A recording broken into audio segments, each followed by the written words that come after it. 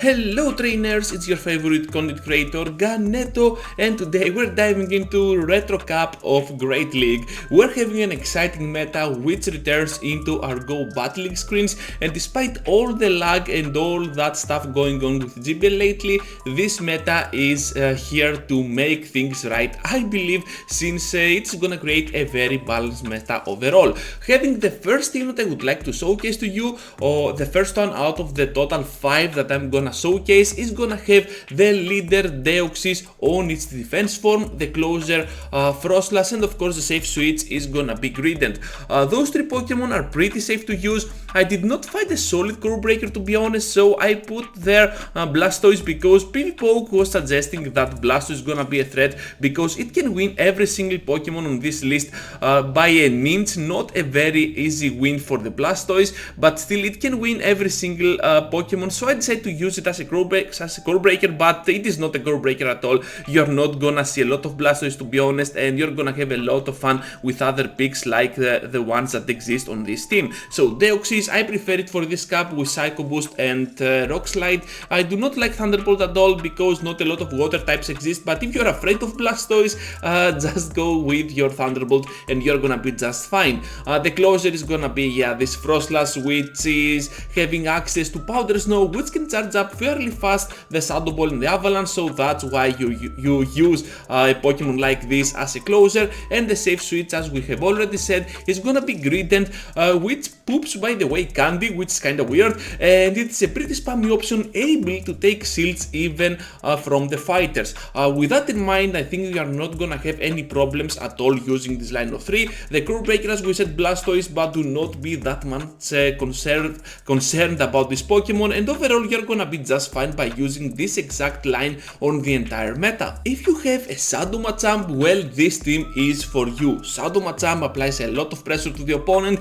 especially with those counters, and can beat even Frostlass with straight cross chops, which is absolutely amazing. The closer is gonna be, of course, the Trevenant, because this Pokemon is pretty amazing. The ghost types mostly have access to Shadow Ball, so that makes them a very good closer, and of course with Darks out of the way, I think that the ghost types are gonna be the dominant typing for the entire cup. The safe switch, I do not like my Walrein, to be honest, for that spot, so I decided to go in with a Lapras because it has access to Skull Bass and it really helps against the meta. Earthquake doesn't help a lot because steals are not a thing at all, so Skull Bass on a Pokemon that it's very bulky, to be honest, and with Ice Shard shredding apart a lot of HP out of the fighters as well, you're gonna have a very nice time. Surf also helps, so keep that in mind. The core breaker for this team, well, it is the anti-meta Pokemon Araquanid, which I'm not sure if you're gonna see a lot of those Pokemon, but still you have some solid options to go against this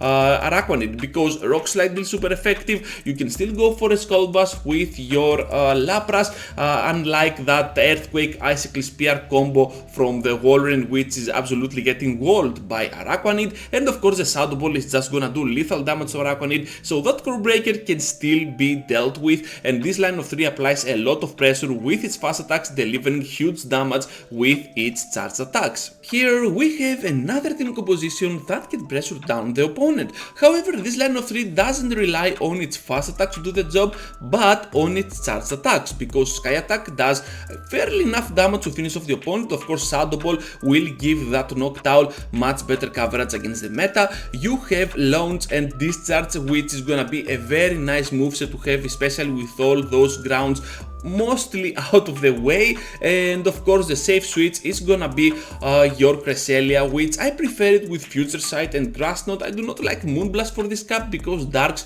do not exist at all, and Future Sight can help you against some ghost types, so you're gonna have a better time against those Pokemon. And as a safe switch, Cresselia can still take a shield or 2 out of a ghost type if you can play this correctly. The core breaker of the team is gonna be Altaria because it can go pretty well against the lead, against the backline, but there is a huge but here because both the discharge from Galvantula and the sky attacks from that Noctowl can still pressure down Altaria. And if you are still afraid of Altaria, just run Moonblast instead of Future Sight on your Cresselia and you're gonna be just fine. Overall, with this line of 3, you are not afraid of a lot of things, and I think that even a bad lead, something like a Swampert for example, can still be dealt with your Galvantula if you can play it right, because Lance is absolutely gonna do a lot of damage while debuffing the opponent. And now, trainers, from Altaria as a core breaker, we're gonna meet it up on our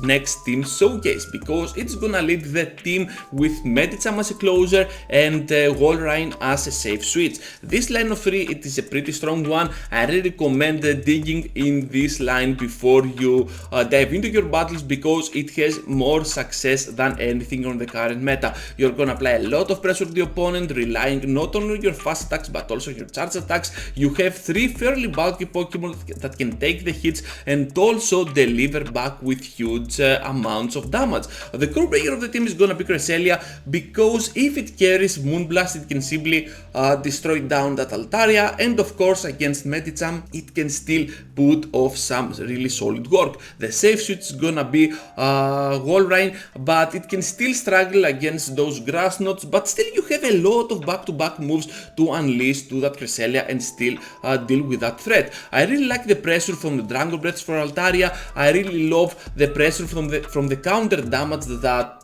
Medicham does, and for this cap perhaps you need Psychic and Ice Punch to succeed. I do not think that Power Punch will be the way that, like my Medicham over here, and yeah, for Walrein I believe the standard moveset will be it for your success. So overall, this line of 3, I would give it an A rating if I was rating teams ever again, and I think that you're gonna have a lot of success if you use it with a lot of precaution. This is the final team recommendation that I'm gonna give to you, trainers, for the Retro Cup, for now at least, because I know what you're thinking, where is Zapdos? Well, it is gonna be recommended on another video, because I want to make a different showcase in total. But anyways, the battle has already started here for this team, so let's dive into it. We have Nidoqueen, which I prefer it on its shadow form because of the heavy pressure that it can do on the opponent. Of course, Pelipper is gonna be a safe option in total, and if you have a Leaky Tank, just go for it. If you do not have a Leaky Tank, just go with Snorlax or with Leaky like I do over here, but Leaky Tank is just gonna be a little bit better since it is gonna be super tanky. However, you need a lot of Excels to build it up. I do not have the Excels, so that's why I am using a Leaky.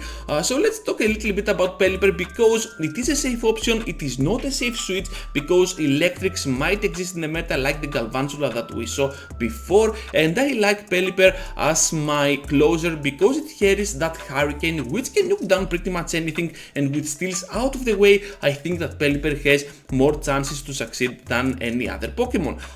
That Nidoqueen, consider using Stone Edge, because some flyers exist and you can still threat them down with a nuke with Stone Edge, and your opponent will not expect it at all. Some people play it, some people do not recommend the Stone Edge, but if you want some spice and perhaps the surprise element of your team, just go with Stone Edge. You are not gonna regret it. You are not gonna use Earth Power that much overall.